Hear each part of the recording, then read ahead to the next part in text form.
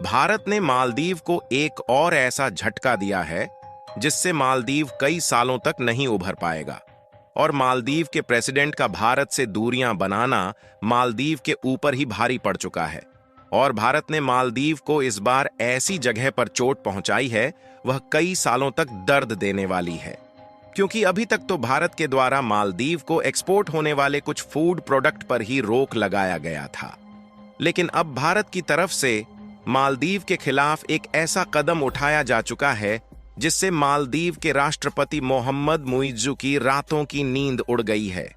पूरी अपडेट क्या है इस वीडियो में समझते हैं, लेकिन वीडियो में आगे बढ़ने से पहले मालदीव के खिलाफ भारत के इस शानदार कदम के लिए वीडियो को एक लाइक करके चैनल को सब्सक्राइब जरूर कीजिएगा। देखिए, अब मालदीव ने चावल, दाल और गेहूं समेत सभी अनाजों को तुर्की से इंपोर्ट करने का फैसला ले लिया है। यहां तक कि तुर्की के द्वारा मालदीव में चावल, दाल और गेहूं का ट्रांसपोर्टेशन शुरू भी हो गया है। और जो भारत अभी तक मालदीव की मदद करता आया था उसको मालदीव तेजी के साथ भूलता जा रहा है। लेकिन मालदीव ने चावल, दाल, गेहूं और अनाज तो तुर्की से इंपोर्ट करने का फैसला ले लिया, लेकिन मालदीव यह भूल गया कि इसके अलावा भी कुछ चीजें ऐसी हैं जो मालदीव चाहकर भी तुर्की और चीन से इंपोर्ट नहीं कर सकता, जिसके लिए चाहे वह कितनी भी कोशिश क्यों न कर ले उसे कुछ प्रोडक्ट भारत और श्रीलंका से ही इंपोर्ट करना पड़ेगा। और मालदीव में इन्हीं प्रोडक्ट की रिक्वायरमेंट पड़ चुकी है, क्योंकि मालदीव ने अपने टूरिस्ट इंफ्रास्ट्रक्चर को बढ़ाने के लिए चीन से कर्जा तो ले लिया, लेकिन टूरिस्ट सेक्टर का इंफ्रास्ट्रक्चर तैयार करने के लिए जिन प्रोडक्ट की रिक्वायरमेंट पड़ रही है वह सभी भारत से ही अभी तक मालदीव में एक्सपोर्ट किया जा रहा था।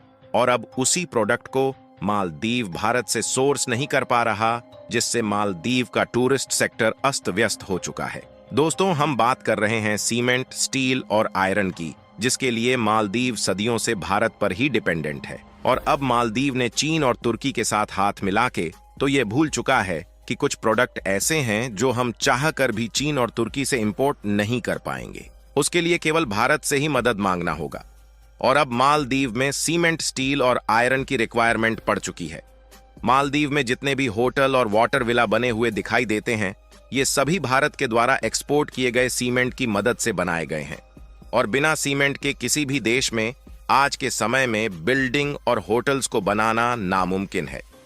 और मालदीव के साथ भी कुछ ऐसा ही हो रहा है, जहां अब मालदीव में सीमेंट की काफी ज्यादा रिक्वायरमेंट पड़ चुकी है। और मालदीव चाहता है कि भारत ज्यादा से ज्यादा मात्रा में मालदीव को सीमेंट एक्सपोर्ट करें, लेकिन मालदीव ने जो भारत के खिलाफ अपने फैसले को लिया है उसका अंजाम तो अब भुगतना ही पड़ेगा।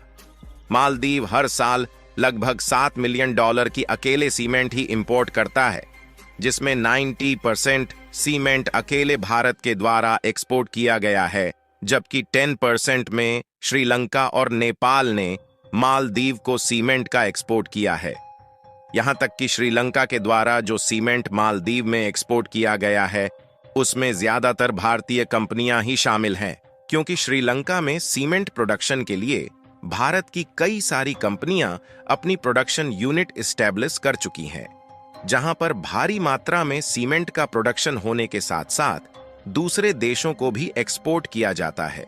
अगर पिछले एक साल में देखा जाए तो हमने करीब $103 मिलियन के सीमेंट को दूसरे देशों में एक्सपोर्ट किया है, जिसमें भारत के द्वारा सबसे ज्यादा श्रीलंका, नेपाल और बांग्लादेश को सीमेंट का निर्यात किया गया है।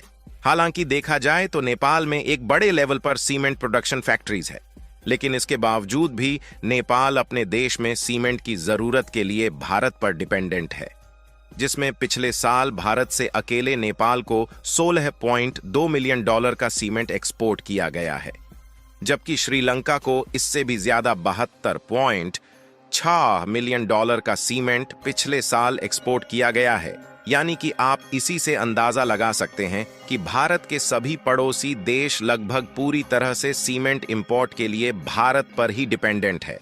यहां तक कि भारत की सीमेंट इंडस्ट्री इंडियन इकोनॉमी में भी डोमिनेट करती है, जिससे भारत की अर्थव्यवस्था को भी एक बड़ा फायदा होता है।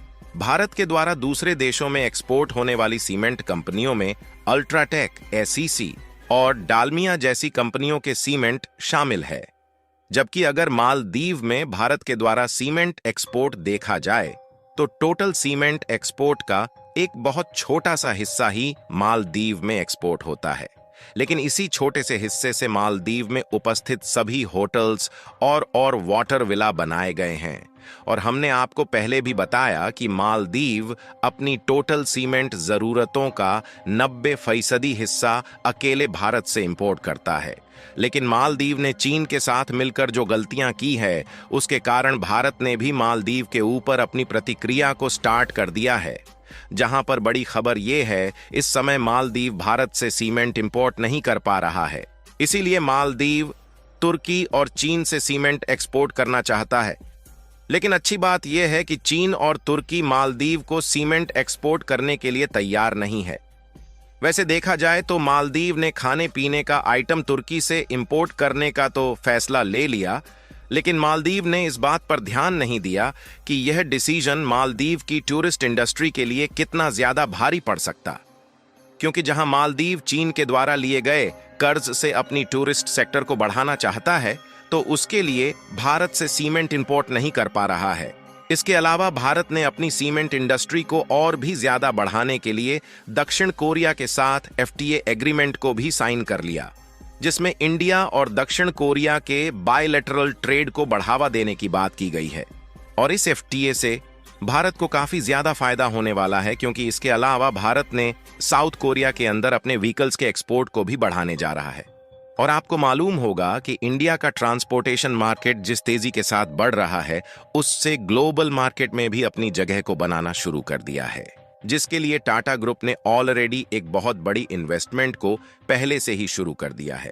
और इसके पहले भी भारत और साउथ कोरिया के ट्रेड रिलेशन काफी अच्छे रहे हैं, जिसमें हर साल हम लगभग $7.5 बिलियन के प्रोडक्ट एक्सपोर्ट करते हैं। यानी कि कुल मिलाकर एक तरफ जहां मालदीव छोटा सा देश होकर भारत को आंखें दिखा रहा है, वहीं भारत के साथ दुनिया के कई सारे देश अपने ट्रेड को और भी ज्यादा आगे बढ़ा रहे हैं, जिससे भारत ही नहीं, भारत के साथ बायलैटरल ट्रेड करने वाले कंट्री को भी फायदा हो रहा है। आपको बता दें कि इसके अलावा जब से भारतीय टूरिस्ट ने मालदीव जाना बंद किया है, उसके बाद से श्रीलंका की टूरिस्ट इंडस्ट्री मालदीव से भी आगे जा चुकी है। यानी कि मालदीव चारों तरफ से पिछड़ता जा रहा है। बाकी आप लोगों को क्या लगता है कि इतना सब होने के बावजूद भी मालदीव दोबारा से भारत से मदद मांगने की गुहार लगाएगा या नहीं? अपनी राय कमेंट में जरूर बताएं। और मालदीव के खिलाफ भारत के इस नए कदम के लिए वीडियो को भी एक लाइक जरूर कर दीजिए और अपनी मित्रों तक भी शेयर करें।